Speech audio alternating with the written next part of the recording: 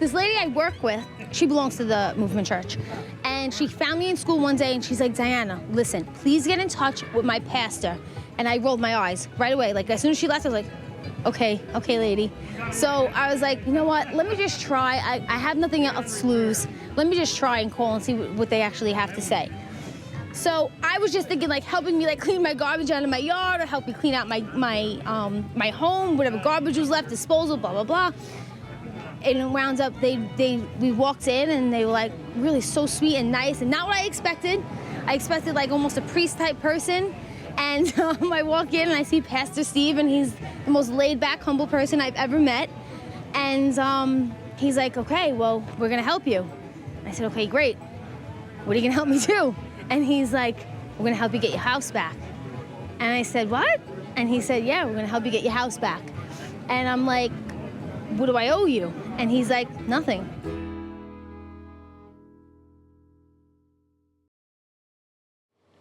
In the immediate aftermath of Hurricane Sandy, Joyce Meyer Ministries' missions arm, Hand of Hope, connected with local churches and Christian outreach organizations, providing funds and materials to bring aid and supply hope to families in desperate need of support. We are still there, continuing the effort to restore homes and lives.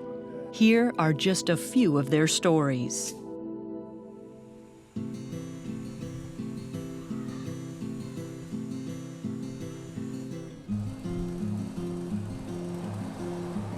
I feel like a little child at Christmas, like you don't know what's in that gift box, you know, you gotta wait till you're there and you unwrap it, and I don't know, I'm anxious, I'm not anxious, I don't know, it's hard to put it in words. Hurricane Sandy took almost everything Kimberly Perez owned.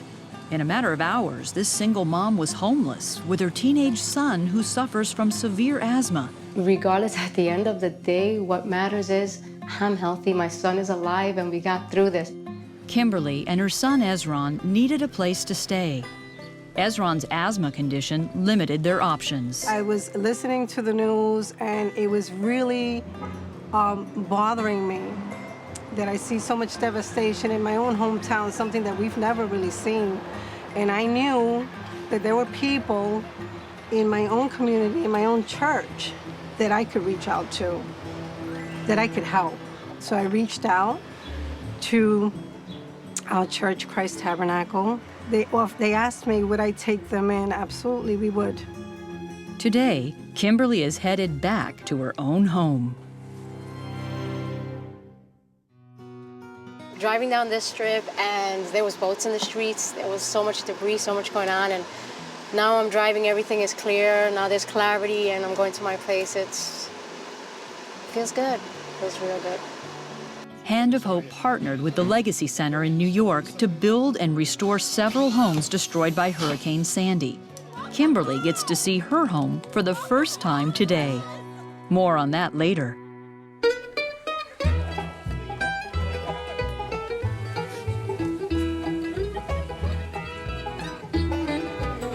I stopped going to church a long time ago. I didn't agree with a lot of things that were going on. However, this has restored everything in my being 110%.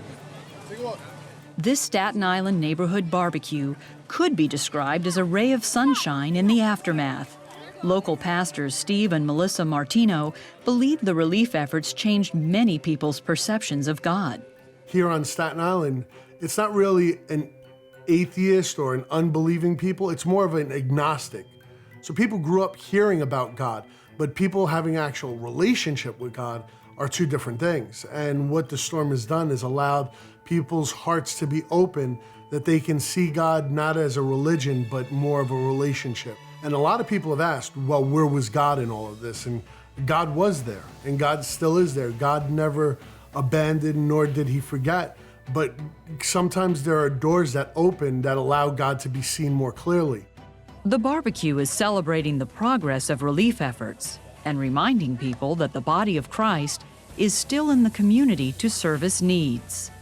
In the very beginning of everything of the storm, we had everybody from everywhere. It was a mishmash of just the community itself, everybody. And now that God has, everybody's settled, everybody's back. those that are still coming are the church. What I've seen is just an outpouring of the Christian churches coming and helping everyone in the neighborhood, whatever, as far as whatever religion you are, whatever denomination, they are just helping anyone, no questions asked. Never experienced anything like it in my life, never. Saw it on TV all the time with the tornadoes and the floods and Katrina, and you're not gonna feel anything like it until it happens to you, until you have to wonder where you're gonna get food that day to feed your family and get warm blankets and stuff at night to stay warm. The amount of generosity and the help that they're doing throughout the neighborhood, it's just amazing. It's amazing how much they are giving and how they say they're blessed to help us, when we are the ones that are blessed to have everyone here to help us. It's just amazing. When this happened, it was just devastating. And then we had nothing left. We had nothing, absolutely nothing left. We hit rock bottom. They gave us hope.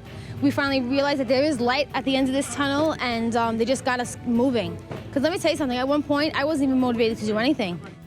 Hand of Hope is fully funding the restoration of Diana's home. Her life is being restored, along with her faith. I was depressed, I really was. Because for a long time, we really thought we were gonna have to walk away. But it all changed. Because Christian relief efforts are continuing long after Hurricane Sandy hit our shores, non-believers can see how God, through His people, will be there in the aftermath. Prayerfully consider helping Hand of Hope be the hands and feet of Christ around the world through outreaches. Because unfortunately, there's no shortage of need. While many people celebrate their restoration, many more families are still waiting for the clouds to break in the aftermath. We walked down the block, and the first thing I seen was my garage was into the house behind me, and his house was pushed.